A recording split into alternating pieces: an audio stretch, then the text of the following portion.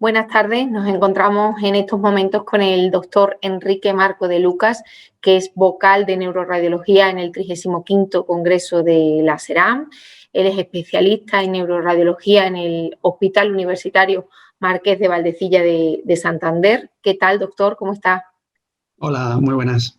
¿Qué tal? Encantado. Muchas gracias. Pues queríamos preguntarte, como para empezar la entrevista, ¿cuáles son los temas más relevantes, los puntos fuertes que tiene la vocalía de neuroradiología en el Congreso? Bueno, pues en la vocalía de neuro hemos intentado poner varios de los temas que están ahora más en boga dentro de nuestra área, haciendo al mismo tiempo un programa que fuera un poco más o menos entretenido, ya que al final el formato del Congreso va a ser online, en las tardes, además del trabajo habitual para la mayoría de nosotros, y que fuera más o menos con charlas breves y llevaderas. Entre ellos vamos a tener la oportunidad de contar con excelentes profesionales, como son la doctora Vargas, que trabaja en el Hospital Universitario de Ginebra, dos de los ponentes de la RSNA, como el doctor Riascos y el doctor Rojas, que van a dar algunas de las charlas y también van a hacer uno de los concursos que ellos ya han experimentado en otras ocasiones, concursos de casos, ¿vale? Además, como habrá otro segundo concurso de casos, más o menos en 2 de los días que tenemos más tiempo en nuestra vocalía. Luego también trataremos una sesión específica dentro de lo que ha sido el libro del Congreso sobre controversias, ¿vale? Y luego eso además, por supuesto, de las sesiones transversales que tenemos con otras subespecialidades, como son la de pediatría, que tratará el tema del código ictus pediátrico, que no por mucho menos frecuente que el de adultos, pues no deja de ser un tema al que cada vez se hace más hincapié y que es especialmente importante abordar. Y con la vocalía de musculoesquelético, con la parte de columna que nos une a las dos subespecialidades. Eso y nuestra participación, por supuesto, en el área de COVID dentro de la programación específica correspondiente. En el tema específico de COVID, ¿qué tema relevante vais a tratar en el sábado 22?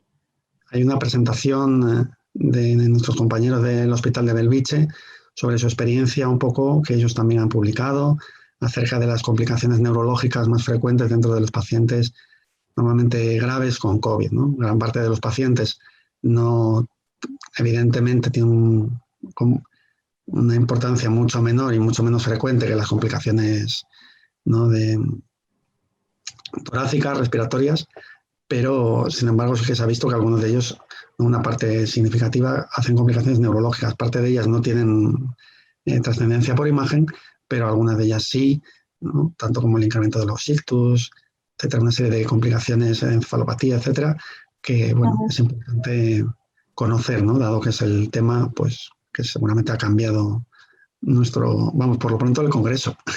Por lo pronto eso y muchísimas cosas más. Pues sí. También se tratarán, lo has mencionado antes, controversias en dos patologías muy relevantes, como son la esclerosis múltiple y los tumores cerebrales. ¿Puede comentarnos cuáles son esas controversias? Pues sí, dentro de esa sesión, ¿vale?, que son 2 de los 3 capítulos de neuro dentro del libro del Congreso, tenemos a 2 conferenciantes que son de los más conocidos de todo el mundo en sus respectivos temas, que como son el doctor Rovira en el mundo de la patología de sustancia blanca, ¿vale?, y la doctora Ramos del 12 de octubre en el mundo de la patología neurooncológica. Más o menos las controversias que se generan al día de hoy en ambos temas, aunque cada uno específicamente, se centran un poco en cómo realizar los controles. Por ejemplo, en la esclerosis múltiple, la resonancia magnética tiene un papel fundamental en el seguimiento de los pacientes. Cada vez hay nuevos tratamientos que exigen vigilar posibles complicaciones, etcétera. Cómo realizar esos controles, qué hincapié, posibles soluciones que para cortar o para, por ejemplo, limitar la exposición al gadolínio, etcétera. Y un poco también pasa un poco con los pacientes oncológicos, ¿no? Los pacientes oncológicos cerebrales cada vez sobreviven más, cada vez se les hacen más estudios, así como las soluciones terapéuticas siguen siendo limitadas en muchos de ellos, pero la verdad es que poco a poco se va avanzando un poco en la supervivencia y bueno, pues eso también implica una serie de problemas a la hora de qué estudios realizar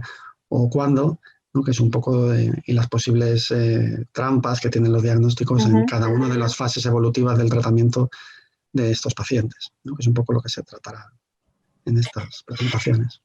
También abordaréis de forma más en profundidad el futuro de la neuroradiología. ¿Qué retos os depara la subespecialidad en un medio largo plazo? Bueno, yo creo que nuestra especialidad, como todas las radiológicas, está claro que en un plazo breve, medio, yo creo que la neuro es de las que más cercana está a ello, es el cambio que va a producir la introducción de las técnicas de inteligencia artificial, ¿no? Y la generalización de los biomarcadores en nuestro día a día, ya no solo en las publicaciones y así un poco como en abstracto, sino en el día a día. Hay aplicaciones concretas que tenemos que ir incluyendo en nuestro trabajo diario, ¿no? Que progresivamente iremos incorporando. Y eso es ya cada vez más salen en el día a día. Y nuestro rol que tenemos que tener tanto investigando en ese tema como incorporándolas para mejorar el diagnóstico y manejo de nuestros pacientes. Eso, cuantificar cada día más y realizar unos informes, digamos, más precisos. Está claro que la inteligencia artificial os ayudará a ello. Y como tú decías, igual ni siquiera en un medio plazo, sino a corto plazo, ¿no? Lo tenéis casi que encima, como se suele decir.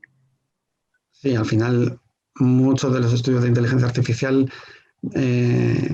aplicados a la radiología, ¿no? Es uno de las fuentes, uno de los campos más fáciles, por ejemplo, en la resonancia cerebral, ¿no? Porque siempre en las nuevas secuencias, etcétera, claro, es más fácil realizarlo en un volumen concreto, con una adquisición más sencilla, que a lo mejor en otros planos, que la anatomía es un poco menos obvia para realizar estudios volumétricos, etcétera, y comparativos, ¿no? Entonces, cuando necesitas, como la inteligencia artificial, miles de individuos para generar el aprendizaje, ¿no? de la máquina, pues bueno, pues claro, en nuestro campo parece más cercano. Vaya.